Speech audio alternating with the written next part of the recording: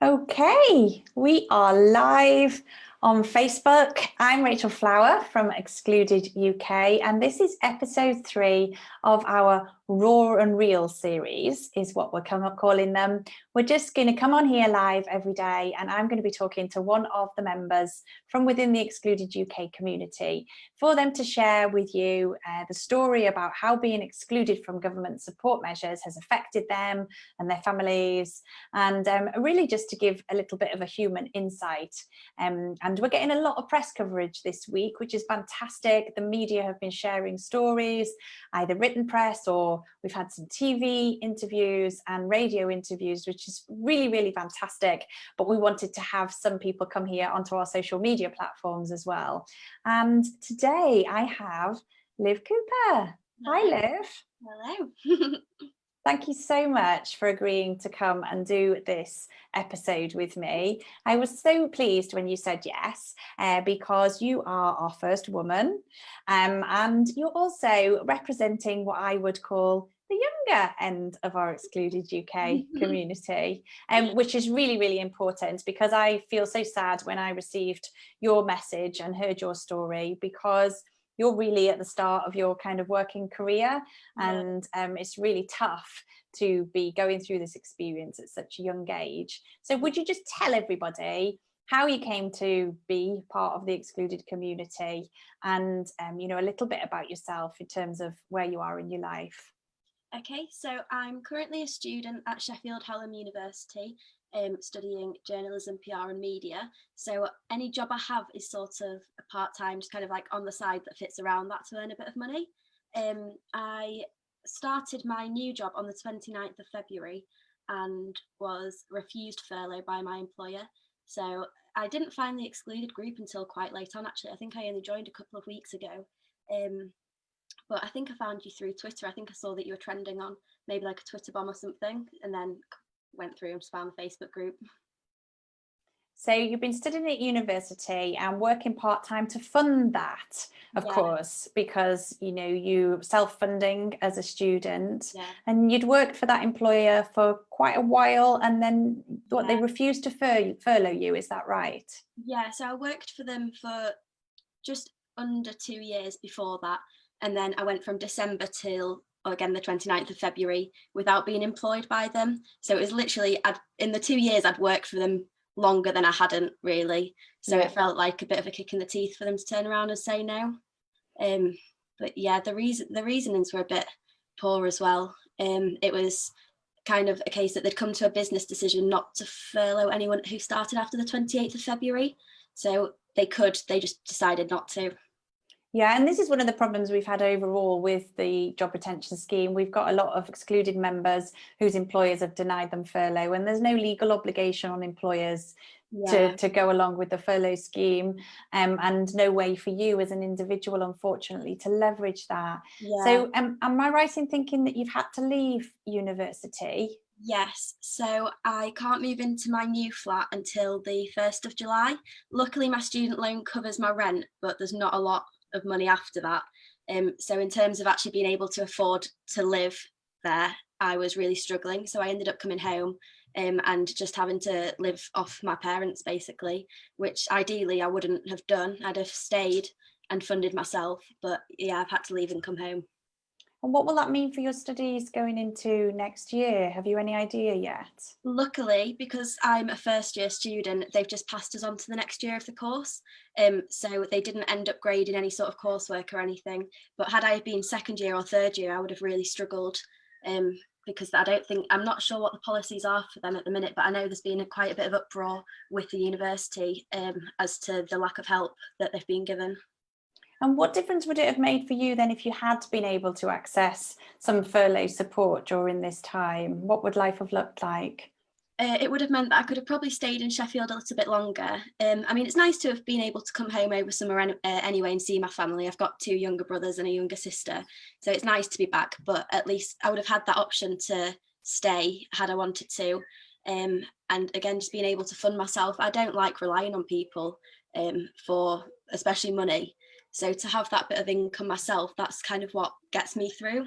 And have you been looking for other work to, Yeah. get you back into effectively an independent position as well? Yeah, so I really struggled to find something at first.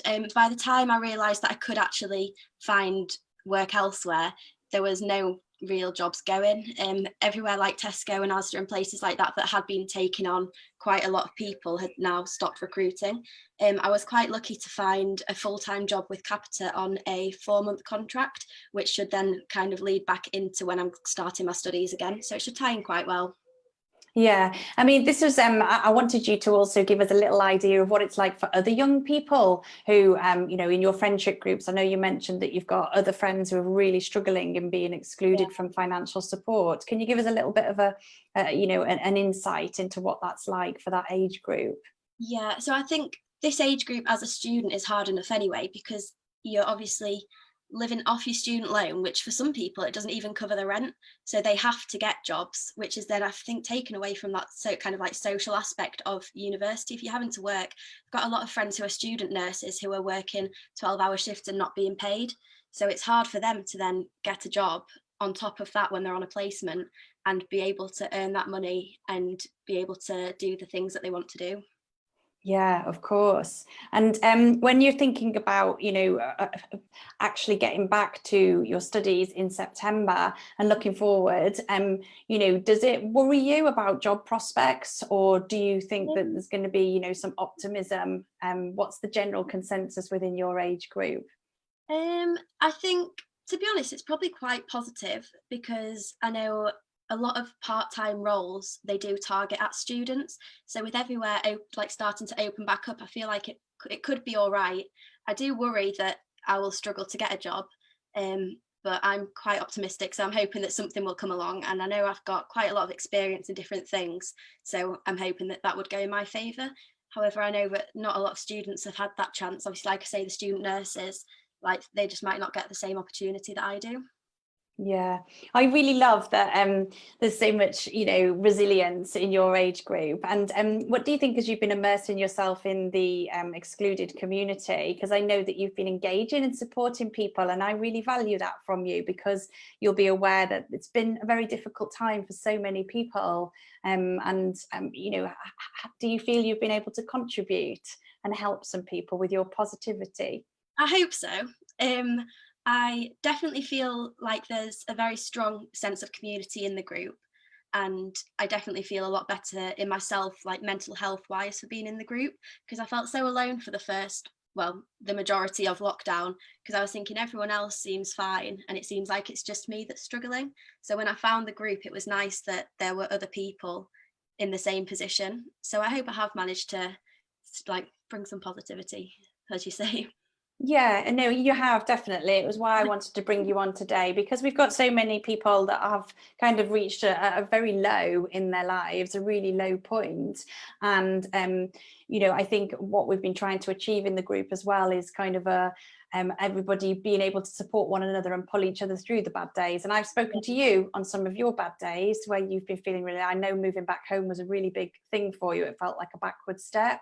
Yeah, it's kind of like that you lose the independence that you gain from going to university and having to cook for yourself, clean for yourself, be able to go out with your friends whenever you want and do whatever you want without being kind of constricted to being in a family sort of atmosphere, like in terms of going out and things, which I mean, I know you couldn't really do anyway, but when during lockdown I was in my flat with my friend, so it was nice that we could just go for a walk and there was nobody left behind, or we didn't have to worry about anyone else. We could just focus on ourselves.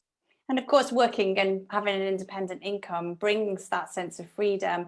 I know that you tried to contact your employer many, many times to get them to reassess their decision. How many times did you say you spoke to them and emailed them? And I don't know. I couldn't tell you, multiple times. A yeah. lot. And, I think that's a situation that's mirrored by many members within our group, unfortunately. And, to have a situation as well where other colleagues were, allowed that furlough leave and then others were denied, that shows some of the disparity in the measures as well. Yeah, definitely. I know there was, after speaking to a few different people who have the same employer, there seems to have been a lot of issues with it anyway. So I don't know if it's just that it's so confusing, but I know there've been not very many happy people. Yeah, I think the key issue, as you know, as we've seen within the excluded community, is that it is the employer's decision and their discretion to decide who they let furlough and who they don't. And we have many difficult examples, and unfortunately people that don't feel strong enough to come and tell their story because they feel so let down by their employers. And that's why I was really grateful that you were willing to come and talk about it quite openly. And I think, you know, that's probably as a result from the fact that with your age, you're able to move forward a little bit more strongly. So thank you so much for being here with us today. Is there any last message you wanted to share as part of being here and raw and real? I think just keep going. Definitely, if you are excluded, make sure that you are engaging with the group and talking to people that are in the same sort of position as you, because you really do get that sense of like that it's not just you by yourself. Yeah, I love that. And I guess what we need to focus on is getting the government to take that view on the situation as well, and put their arms around all the people within the excluded UK community. If you have one watching this with us today live, thank you so much, and a huge thank you for Liv for being so brave to come and tell us about her situation. We're going to be here every single day this week sharing more stories from our members, and we'd really love it if you would comment and give us some feedback or share, and make sure that you are inviting friends and family to come and support the Excluded UK community and our cause. We have got some great coverage coming up across the press. We're on ITV News this evening, and we are really grateful for all the effort that the media is going to in telling our stories for us and recognising that this is a really important issue that needs resolving. And so come back soon and hear more stories, and we very much hope that you'll support us in this cause in the coming weeks ahead. And thank you, Liv. Thank you. We'll see you inside the group. See you later. Thank you. Bye. Bye.